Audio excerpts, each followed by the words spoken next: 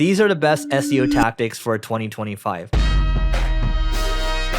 The best SEO tactic for 2025, I believe, is actually diversifying away from SEO. And I'll let Neil elaborate on that.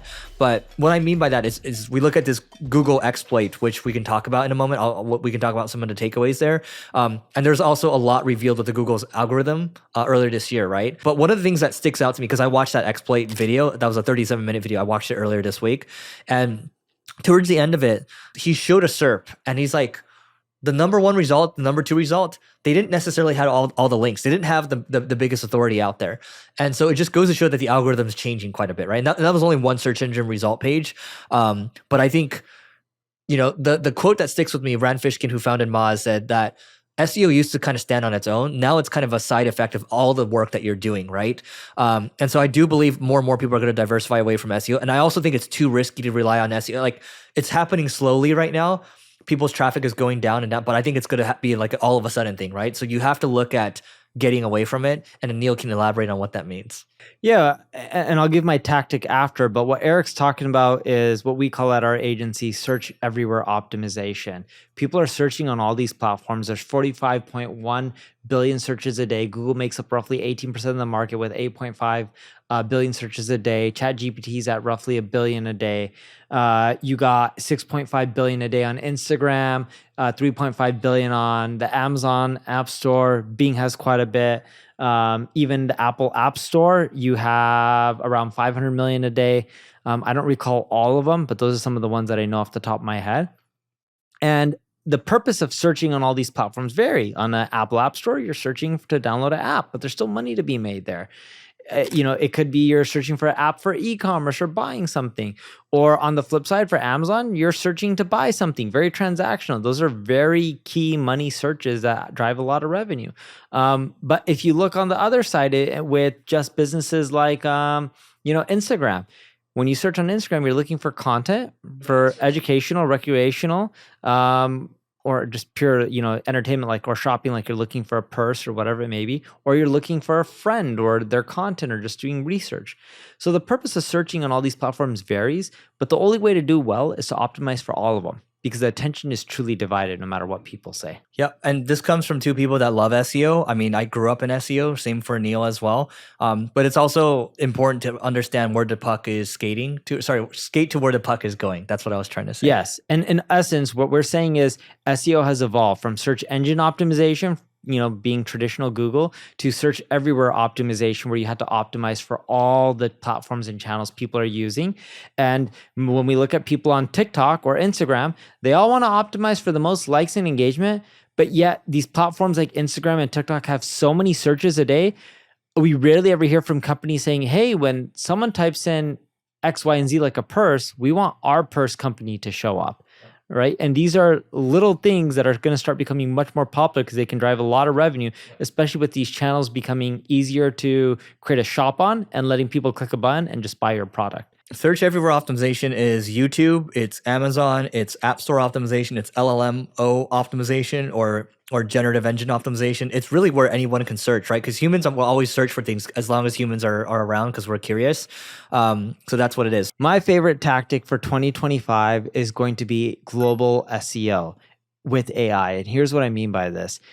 If we look at our traffic and most big corporations' traffic from SEO, they're not getting it from the United States or just one language like English. English makes up usually less than 30% of their traffic if they're doing global SEO right. It's from a lot of other languages that add up. But it's a pain to do this. You have to hire a lot. But with AI, you can translate and transcribe your content and then have a human review, make sure you're using the right keywords and adjusting the titles and meta descriptions. It allows you to scale out your global SEO strategy much quicker and just generate way more traffic faster. Make sure you use hreflang and build links to those pages that are translated/transcribed, and you should see your traffic go up in all these other countries without having to hire tons of people within each country. And then what you'll find is you now have new markets to sell to. You know what I want to do with this podcast? I want to take it to 11 Labs and translate it to Hindi, to translate it to Mandarin, translate it to Spanish, Portuguese, everything, right? Because it just keeps getting better and better. HeyGen's getting better and better, right? 11 Labs is getting better and better. And I was looking at some of the case studies from 11 Labs earlier this week, and by the way, there's like there's some examples where someone just makes it global, like they globalize their podcast. In some other examples, they take someone's voice and they take all the books that she's written and they just make it into podcasts because she doesn't have time to make audiobooks, right? So I think we're going to see a lot more use cases there. So that's an interesting growth tactic for people. But speaking of growth tactics, we're going to give you our number one growth tactic for 2025. All right, quick note. This is about my company. It's called Single Grain, and Single Grain is an ad agency where we're focused on driving innovation. I want to talk about a couple of new strategies, and if you need help with marketing, great. If not, here are a couple of new strategies that you should try out. One is programmatic CRO. So we are doing programmatic conversion rate optimization on our site. So it's building products that will automatically optimize your site to increase conversion rates. We're also auto-optimizing, auto-updating from an SEO standpoint. And we're constantly thinking about what else we can do in terms of enriching the visitors that are hitting your website and also tailoring custom messages for them using AI. And so there's a handful of things that we're doing from a marketing standpoint. And our mission is just to drive more innovation. So if you want to learn more, just go to singlegrain.com, grain like rice. So singlegrain.com to learn more, and we'll see you inside. So my number one growth tactic for 2025, it's an oldie but a goodie. It's building products and products mainly. Products or tools. And Neil has on his chart, it shows that tools have some of the highest ROI. I believe it's 5x or more, right? That's what I saw. And if you can build, because I do believe the cost of software is coming down. So if the cost of software is coming down, that means you can build more things. And I saw Jason Lemkin tweet this. He's like, in today's day and age, because the cost is coming down, you have to ship a lot faster. Your velocity has to be a lot faster. So if you don't have a good CTO, you're basically screwed, right? He was saying that in nice words. So if you can code, great, amazing. You can think about building products, and what happens with some of these products, because things are happening so quickly now, you can build a product that pulls you, because there's a lot of solutions that people need out there. I've seen some products out there where it just pulls you. And if it pulls you, not only is it going to drive more leads for your business, it's going to drive more revenue, and you have more opportunities to cross-sell and upsell. And Neil's done this quite a bit with Neil's probably 5-6 plus products that you built at least, right? Yeah. And they've worked out well. Yep. Tools have done really well for us. My number one growth tactic for 2025 is automatically translate and transcribe your content within the platform. So here's a problem with just using like a HeyGen or any of these tools. You translate, let's say, this podcast episode from English to Hindi. Now you got to build a whole new YouTube channel for Hindi, pain in the butt.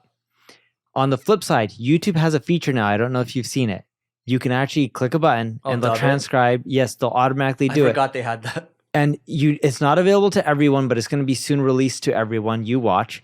And I know for a fact other social networks are already working on this. I've talked to some engineers at Meta, and I've talked to engineers at TikTok. It's a question of when will they all release this. This way, you, Eric, or me, Neil, we won't have to create 20 different social profiles. Now our content that's great is just applicable to all regions, all languages, one social profile. We don't need 10 or 20 of them. We will all start doing way better with our social content, get way more reach, likes, and engagement. Yep. You know what's going to enable it though, right? I don't think people will do that. They'll forget. You actually triggered an idea here. So Gemini 2.0 came out, and so they also have an API for their agent, just like how Claude has an API for their agent, which can run your computer, right?